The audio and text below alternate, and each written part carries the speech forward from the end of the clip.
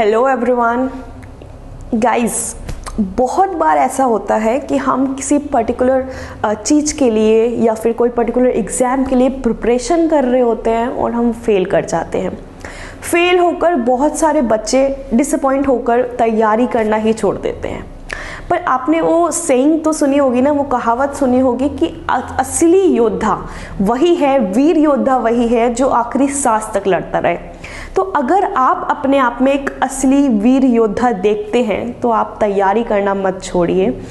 एक बार इस चुनौती को दोबारा से फिर स्वीकार कीजिए और फिर अपने उसी रास्ते पर चलना शुरू कर दीजिए। आपके इस बार आपको रास्ते पर साथ देने के लिए हम आपके साथ हैं और हम बहुत डट कर तैयारी करेंगे और फिर इस दौड़ में विजयी जरूर होंगे। तो मैं हूं मोनिका सचदेवा और I welcome you on this platform of Dehradun CLAT academy. आज हम प्रोसीड करेंगे अपने पुराने टॉपिक पर, प्रेसिडेंट। जो मैंने आपको प्रेसिडेंट के बारे में थोड़ा सा पहले ही बता दिया था, पर अभी हमें एक बहुत लंबा ये टॉपिक है और इसको हमें बहुत शॉर्ट में अच्छे तरीके से कवर भी करना है। प्रेसिडेंट एक ऐसा टॉपिक है जहाँ कई बार प्री के क्वेश्चन डायरेक्टली आपसे पूछे जाते हैं, तो इस टॉपिक को आप किसी भी हालत में मिस नहीं कर सकते हैं। ये टॉपिक यूपीएससी एस्पिरेंट्स के लिए भी काफ़ी, ये जो लेक्चर है काफ़ी यूज़फुल रहेगा, तो वो भी इसको देख सकते हैं। So let's proceed to the topic.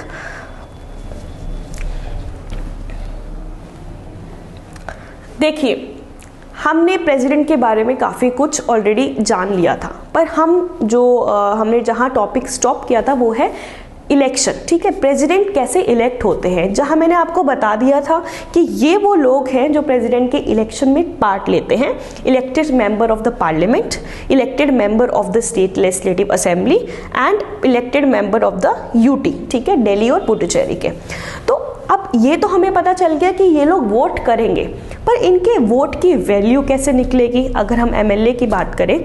और हम कह क्यों रहे हैं कि एमएलए की वोट की हमें वैल्यू निकालनी पड़ेगी? इसका रीज़न ये है कि क्योंकि बहुत सारे स्टेट्स हैं और हर स्टेट्स के जो पॉपुलेशन है वो वेरी करती है। तो हम ऐसा नहीं कर सकते कि एक एमएलए जो यूपी के एमएलए हैं उनकी वोटिंग पावर को हम उत्तराखंड के एमएलए की जितनी रख दें, क्योंकि पॉपुलेशन में इन दोनों ही स्टेट के जो पॉपुलेशन है वो बिल्कुल अलग है, मतलब कम ज़्यादा है। ठीक है, तो हम इनको इक्वल फुटिंग पे नहीं रख सकते। तो नहीं रख सकते तो अब इलेक्शन कैसे करेंगे? इसलिए हमने क्या किया है, मतलब नॉट हमने, एक्चुअली कॉन्स्टिट्यूशनल मेकर ने ही हमारे लिए ये काम आसान कर दिया। Under article 55 they have given us this particular formula, जिसमें क्या है कि एक एमएलए के वोट की जो पावर है, वन वोट पावर मतलब value of one vote of the MLA is equal to population of state divided by the total number of elected members into 1000। तो आपको क्या करना है, आपको एक स्टेट की जितनी भी पॉपुलेशन है उसको उस स्टेट असेंबली के जो इलेक्टेड मेंबर हैं उससे डिवाइड करना है। जो भी आपका वैल्यू आती है that needs to be multiply by 1000। ठीक है, तो by this method we can calculate the value of one vote of the MLA, right. तो अब होता क्या है, suppose there are these 4 person who want to take part in the election of president. ठीक है, तो अब ये जो लोग हैं, members of parliament, member of state legislative assembly, Delhi Puducherry के जो इलेक्टेड मेंबर्स हैं, ये लोग क्या करेंगे, they will write down the preferences.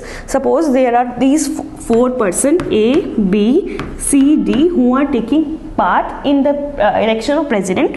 तो ये अपनी प्रेफरेंस बताएंगे।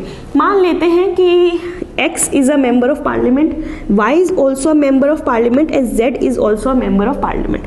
तो X ने अपनी प्रेफरेंस हो सकता है ऐसे लिखी हो, पहले B, C, D, A। ठीक है, Y ने अपनी प्रेफरेंस में भी पहले B को नाम दिया, फिर D, फिर C और फिर A।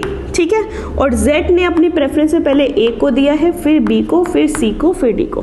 तो अब क्या होगा कि इस तरीके से जिसको जितनी वोट, फर्स्ट प्रेफरेंस वाले को अगर ज़्यादा वोट मिले हैं तो वो ही इलेक्ट हो जाएंगे एज अ प्रेसिडेंट। और अगर कोई आपका मतलब ऐसा मेजॉरिटी नहीं निकल पाती, मेजॉरिटी वोट होने चाहिए 50+1, ठीक है, तो इतना 50% + 1 मतलब इतना वोट होना चाहिए, तो आप तभी प्रेसिडेंट के इलेक्शन में इलेक्ट हो सकते हैं, ठीक है। तो this is the way how president is elected. Now coming on, इसी में हम काफ़ी सारे आर्टिकल और भी डील करेंगे। जैसे once the president gets elected, उसके बाद क्या होता है कि प्रेसिडेंट को ओथ दिलवाई जाती है। क्वेश्चन ये आ जाता है कि ओथ किसके सामने दिलवाई जाएगी, तो आपको इस क्वेश्चन का आंसर मिलता है अंडर आर्टिकल 60, ठीक है। आर्टिकल 60 आपको कहता है कि जो ओथ दिलवाई जाएगी वो CGI के सामने, यानी कि चीफ जस्टिस ऑफ इंडिया के सामने, या फिर जो सुप्रीम कोर्ट के जजेस हैं, मतलब सुप्रीम कोर्ट के मतलब if he is absent, only in the case when the CGI is absent, in that case तो सुप्रीम कोर्ट के जो सीनियर मोस्ट जज हैं उनके सामने ओथ दिलवाई जा सकती है, ठीक है। तो this is the way how president gets elected. और आपको एक और चीज यहाँ नोट करने की है कि कुछ ही ऐसे पोस्ट हैं जिसके लिए ओथ आपको आर्टिकल्स में दी हुई है। अदरवाइज ओथ के लिए जो एक शेड्यूल हमारे पास है, दैट इज थर्ड शेड्यूल।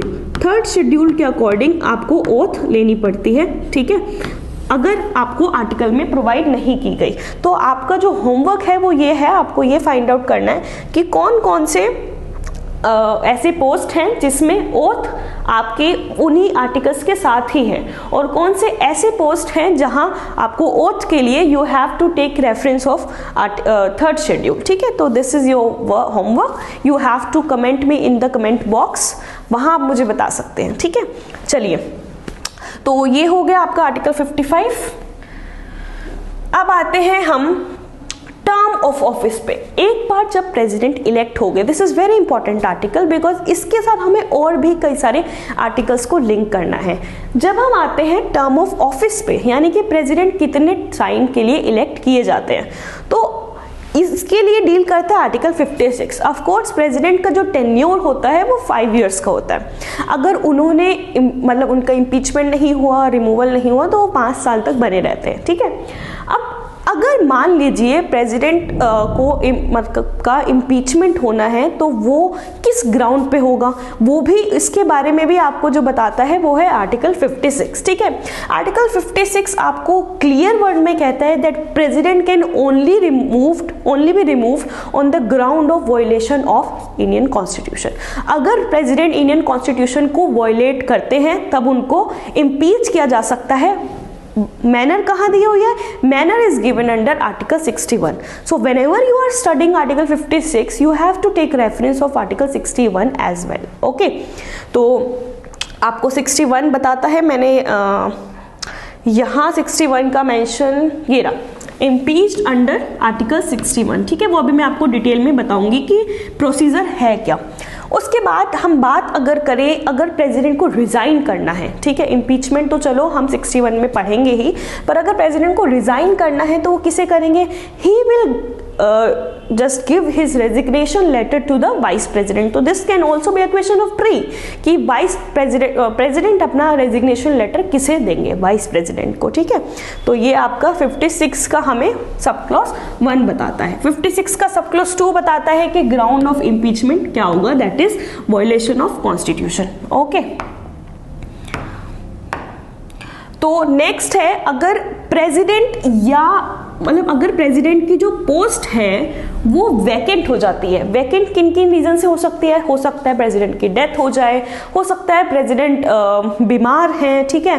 तो ये अगर वो पोस्ट वैकेंट हो गई है तो उस पीरियड ऑफ टाइम के लिए आपका क्या होगा? वाइस प्रेसिडेंट उस पोस्ट को संभालेंगे। अच्छा, इलनेस के लिए भी प्रोविजन वहीं पे है, पर जो पहला है ना आपका, जिस केस में आपको री इलेक्शन की जरूरत पड़ सकती है, वो केसेस है कि अगर प्रेसिडेंट की डेथ हो गई है, रेजिग्नेशन या रिमूवल हो गया, ठीक है, या फिर अदरवाइज। तो इस सिचुएशन में मतलब ये कुछ सिचुएशन है जहां प्रेसिडेंट की पोजीशन वैकेंट हो गई है, तो वहां vice president will take his duties, he will discharge his function, ठीक है। This is as per article 65, ठीक है। और इलनेस की वजह से अगर प्रेसिडेंट की पोस्ट अभी उस टाइम मतलब प्रेसिडेंट नहीं आ पा रहे हैं, तो वो जैसे ही ठीक होंगे वो अपना ऑफिस रिज्यूम कर लेंगे, राइट। तो आपने देखा अच्छा, एक और इम्पॉर्टेंट चीज़ है, जब हम कह रहे हैं कि वाइस प्रेसिडेंट संभालेंगे, तो वाइस प्रेसिडेंट कब तक संभालेंगे? जब तक इलेक्शन नहीं हो जाते।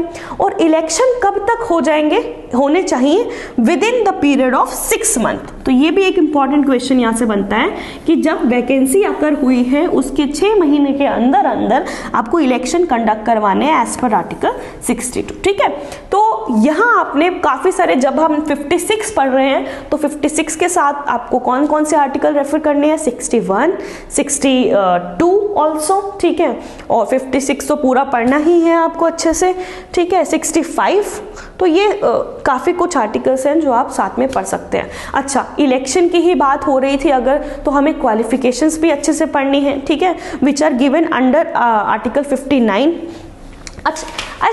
I will strongly recommend you to buy this bare act, that is the constitution of India. ठीक है, यूनिवर्सल का बेयर एक्ट है ये, इसे आपको ले लेना चाहिए।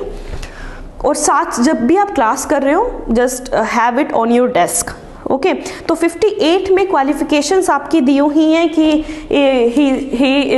He should be a citizen of India. ठीक है, 35 ईयर्स ऑफ एज होनी चाहिए, कोई ऑफिस ऑफ प्रॉफिट वो होल्ड ना कर रहे हो। तो ये सब क्वालिफिकेशंस हैं जो आप इलेक्शंस के साथ पढ़ सकते हैं 59 में।